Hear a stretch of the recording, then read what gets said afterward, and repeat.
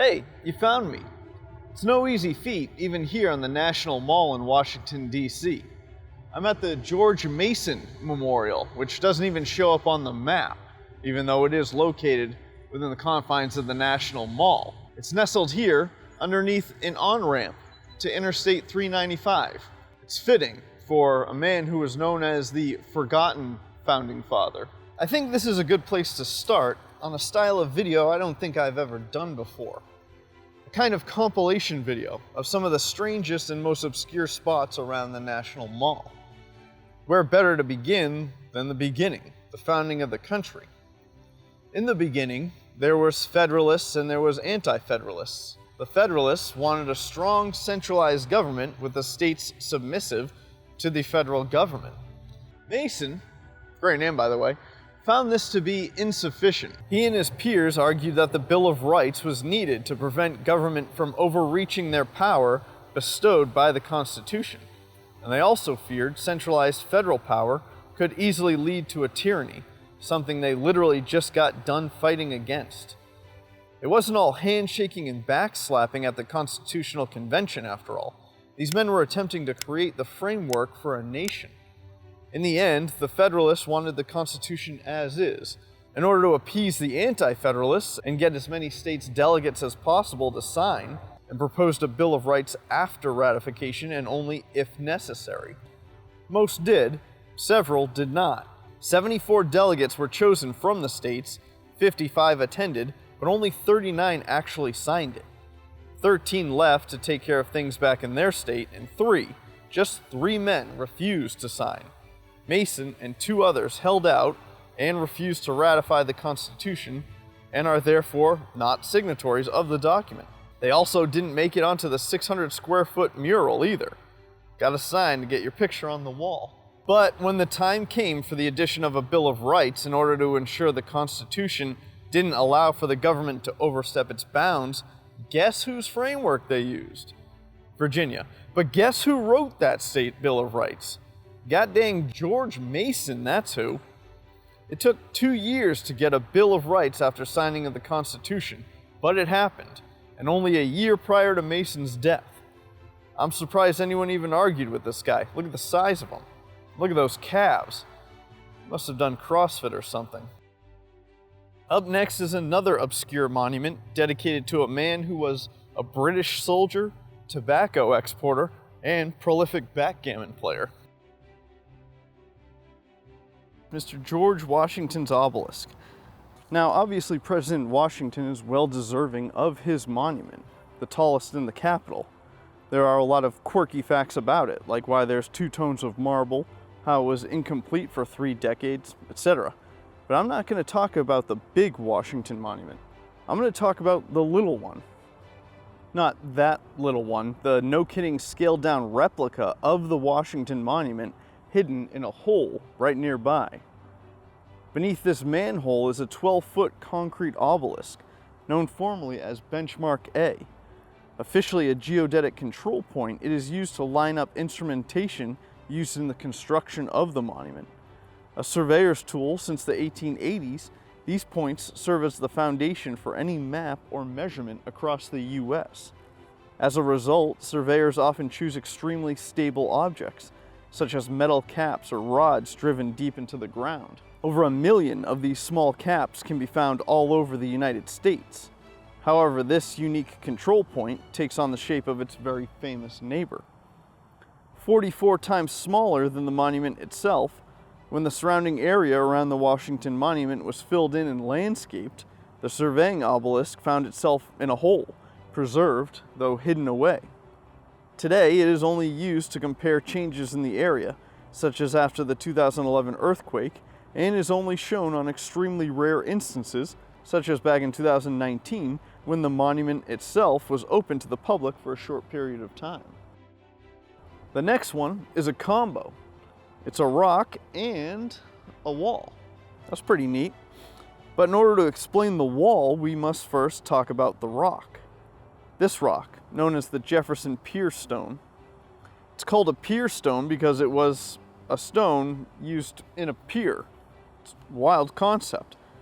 That pier was right here at the perfect intersection of Washington's north-south line through the White House and east-west line off the Capitol. It is also where the Potomac River shoreline used to be, which is why there was a pier here. I knew you were wondering. Once dredging of the river began, all of the reclaimed soil was turned into the built-out sections of the National Mall that would eventually encompass everything from the relatively unknown Lincoln Memorial to the bustling tourist trap that is the George Mason Memorial. The stone is called the Jefferson Pier Stone because Mr. President Thomas Jefferson thought it could be used first as a landmark for nautical navigation along the Potomac, and second as a possible meridian to base time off of, though that never caught on. How does that relate to a wall, you ask? Well, if you've been on Facebook in the last 8 years, you've no doubt seen a reference to Washington, D.C. being a swamp that needed draining. That's not just metaphorical. This area was quite literally a swamp, courtesy of the Potomac River.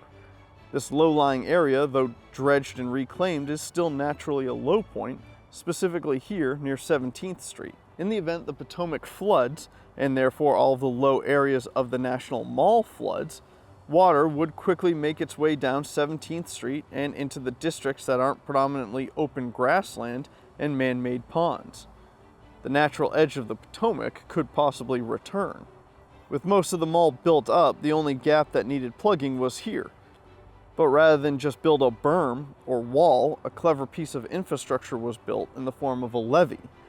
The levee consists of aluminum panels fitted in place to prevent the critical infrastructure of the city from any impending water. That's pretty neat. Now let's go find some graffiti. On our way to the Lincoln Memorial, but we're going to stop at the World War II Memorial. If you travel around the National Mall, you're not going to find much graffiti, as it is quickly and expediently removed, usually after large gatherings and protests. Also, it's illegal, so that means people just don't do it, because that would be illegal and people don't do illegal things. But here at the World War II Memorial is 2 instances of graffiti, and they are not only not to be removed, but they're intentional and protected. Identical "Kilroy was here" inscriptions are engraved on either side of the western portion of the memorial, somewhat hidden unless you know where to look. If you're familiar with the GI culture during World War II, you probably recognize it, as it was a common impromptu drawing that found its way wherever an American service member did in every theater of the war. It holds a special place in veterans' hearts, as it was kind of a way to say a fellow American was here, you're here now, and that's something we share, even if we're not together. In foxholes and fighting positions, inside ships, tanks, and airplanes, and anywhere a young man could tag, honestly. Apparently, one even found its way into Joseph Stalin's private bathroom during the Potsdam Conference. Someone probably got put on restriction for that one, but that's the price you pay to be able to tell that story. The legend of Kilroy comes from a ship inspector out of Quincy, Mass. in the 1920s. And for all of my pronunciation haters out there, and there are a lot of you, I pronounced Quincy correctly. I know that because I'm from Mass, kid. And in fact, I'm going to do the rest of this in my native tongue. Riveters at the shipyard were paid by the rivet, and an inspector would mark each with chalk to count them for accurate pay at the end of each shift. Sneaky riveters would wipe the chalk marks off and get riveters counted double for a few extra bucks. Mr. James J. Kilroy, an inspector, put an end to this by signing "Kilroy was here" in order to keep the riveters from their shenanigans. Once a ship was completed and sent forward, a sailor, soldier, or marine who found their way into the depths of the ship would occasionally come across a strange chalk mark in areas that should otherwise be unreachable. Many began to consider it a lucky charm, a way of saying this ship has been checked by the mythical Kilroy in every conceivable place and would protect them on their voyage. At some point, though, as is tradition, it became a meme. Upon arrival in the UK, an American combined the statement with a popular cartoon used to comment about rationing known as Mr. Chad. Together, they spread far and wide across the campaigns. Easy to draw, a bit rebellious, and a friendly way to chain the experiences of Americans had together. Whether or not the legend is true, it's regarded as the origin story of World War II's most prolific meme. Alright, well now I need some dunks, kid. I'll see you at the Lincoln Memorial. The Lincoln Memorial is far from obscure. If you've got $5.04, you're looking at it 5 times in one transaction. Obscure? No. But there's two things about it that are kind of strange. Well, three really, one being that due to the aforementioned river and marshlands, the recovered area from the Potomac dredging means this general area isn't exactly solid ground. So a massive basement 65 feet deep had to be built, known as the Undercroft, an empty basement. It has 122 concrete pillars for support. And there's a door for it around here somewhere, but I'm not getting arrested so you can see a giant basement. Also, it might be filled with asbestos, and they're currently retrofitting it into a museum. What I will show you though is a typo. Engraving has got to be an incredibly stressful job. Talk about mistake-free mentality. There are a lot of monuments in DC and all of them are engraved somehow. Some are literally all engravings. Here at Abe's, in his second inaugural address, carved directly into limestone. And when you know, the artist, Ernest C. Barstow, grabbed an E instead of an F, turning future into a-uture. We all make mistakes, even Ernie the engraver, and a little bit of filling, though not a perfect match, keeps most people from even noticing. Honestly, most people aren't here to read his second inaugural address anyway, so it really isn't that big of a deal. What could have been a big deal was when a few soldiers manning an anti-aircraft gun in 1942 popped a few rounds off in the general direction of old Mr. Lincoln. There's not a lot of information out there about the actual events. What is documented, though, was that the eastern facade was hit with anti-aircraft fire after a gunner let off a burst during operational checks. In the Marines, we call that an ND, or negligent discharge. The term can also be used to describe how a lot of Marines turn a one-night stand into an impromptu marriage. Both were a great way to test out the vocal capacity of a non-commissioned officer, and a range ND was a great way to earn a whole lot of extra duty. There are a lot of vague descriptions about the actual event. Some say they were manning a gun near the 14th Street Bridge. Others say they were on top of the Treasury building. Both of these locations are a mile away, which is a wild range to have a grouping that tight, even for that caliber of a weapon, which is theorized to be either 37mm or 50 cal. I've shot 20mm and a decent amount of 50 cal, and to land 3 out of 4 shots within about a 50-foot diameter on an angled target a mile away is honestly impressive. This young, soon-to-be extensively punished gunner supposedly hit below the X in Texas, up there on what's called the Attic Freeze, and in the border area right of Maryland, with the last round landing somewhere near Virginia or Connecticut. 2 of the 3 impacts were filled in. One is still there according to legend, most likely the one near Texas, though I can't find it. I tried bribing the park rangers into letting me up there, but a large Dunkin' regular apparently doesn't sway them as much as I'd hoped. Alright, let's go sneak into the White House now. This is H Street.